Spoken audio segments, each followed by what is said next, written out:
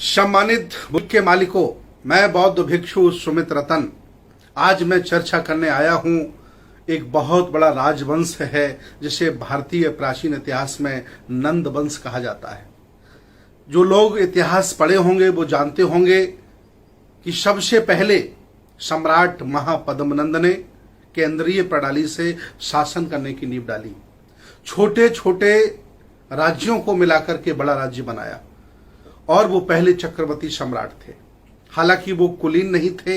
इतिहास में कहा जाता है कि वो छोटी जाति के थे, नीच जाति के थे, अर्थात वो नाई समाज के थे। नाई, सैन, सविता, जिसे अलग अलग राज्यों में अलग अलग नाम से पुकारा जाता है, ये शासक जाति है।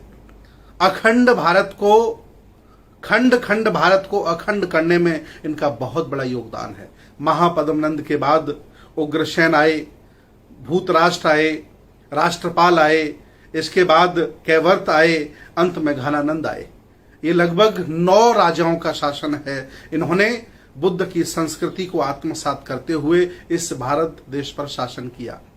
आज मैं आह्वान करता हूं नंद वंश के सभी नाई, सैन, सविता, ठाकुर जो अलग अलग नाम से जाने जाते हैं, मैं आप सभी लोगों से आह्वान करता हूं कि कभी आप इस देश के चक्रवर्ती सम्राट थे। इस देश को आपने संभाला और आज आखिर आपको क्या हो गया है कि आप पूरे देश में सामाजिक, राजनीतिक, धार्मिक, आर्थिक व्यवस्था में कहीं दिखाई नहीं देते हो।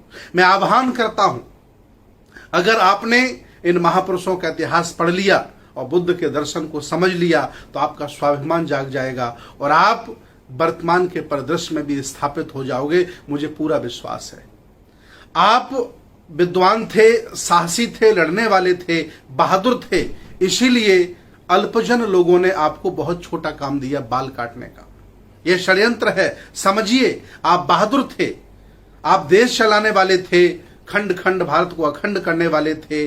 आज जो आपके ऊपर शासन कर रहे हैं, कभी आपकी कृपा से ये लोग जीते थे, इसीलिए आपको इन लोगों ने सेवा का कार्य दिया। इवन संस्कारों में आपको नेक दिलवाया, अपमान कराया, एक शासक का अपमान कराया। मैं आज आपके अंदर स्वाभिमान भरना चाहता हूं और अपील करना चाहता हूं कि आप साधारण लोग नहीं हैं। आप छोटे लोग, असहाय लोग, कमजोर लोग, कोई बाल काटने वाले नहीं हैं। आप खंड खंड भारत को अखंड करने वाले हैं। आप महापद्मनंद के खानदान के लोग हैं। 9 राजा आपके हुए हैं। बहुत बड़ा पाटलिपुत्र का शासन आपने संभाला है। छोटे छोटे राज्यों को एक बड़ा रूप देने का काम किया है।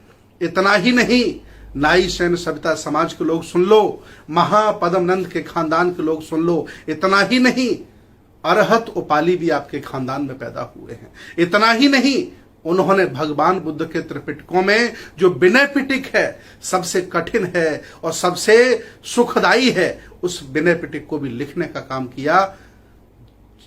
आपके पुरखों ने जिसको लिखा नहीं उसे आप पढ़ रहे हैं, और आपके पुरखों ने जो लिखा वो आपके घरों में नहीं है। मैं अपील करता हूं नाई, सैन, सविता समाज के लोगों से कि आपके घर में विनय पिटक होना चाहिए, अरहत उपाली का चित्र होना चाहिए, महापद्मनंद के बाद घनानंद तक 9 राजाओं का चित्र होना चाहिए। आपको थोड़ा मौका मिला कर्पूरी ठाकुर के माध्यम से, आपने वर्तमान राजनीति में सबसे स्वच्छ, ईमानदार राजनीति करने का जज्बा दिखाया। लोगों की प्रेरणा आप बने। इसलिए मैं अपील करता हूं कि आप जब शासक थे उस समय बुद्ध की संस्कृति के आप वाहक थे, श्रमण परंपरा के आप चलाने वाले थे। और जब से आपने संस्कार बदल लिए हैं, व्यवस्थाएं बदल ली हैं, जब से आप सेवा करने लगे हैं, अल्पजनों ने षड्यंत्र के तहत आपसे बाल कटवा डाले हैं। मैं चाहता हूं कि आप देश को चलाने लायक हैं, आप शासक हैं, आप शासक लोग हैं। जागो और अपने स्वाभिमान को, सम्मान को इकट्ठा करो। और मैं अभी अपील करता हूं, आह्वान करता हूं, एक बार फिर निकल करके आओ। मैं आपको शासक के रूप में देखना चाहता हूं। जब तक आप आगे नहीं आओगे, लोग पीछे आपको धकेलते रहेंगे। मैं अपील करता हूं पूरे देश के, पूरे भारत में रह रहे नाई, सैन, सविता, ठाकुर वंश समाज के लोगों से, जो महापद्मनंद के खानदान के लोग हैं, आए और बुद्ध की संस्कृति को संभालें, नेतृत्व करें। आपने इस भारत का नेतृत्व किया है।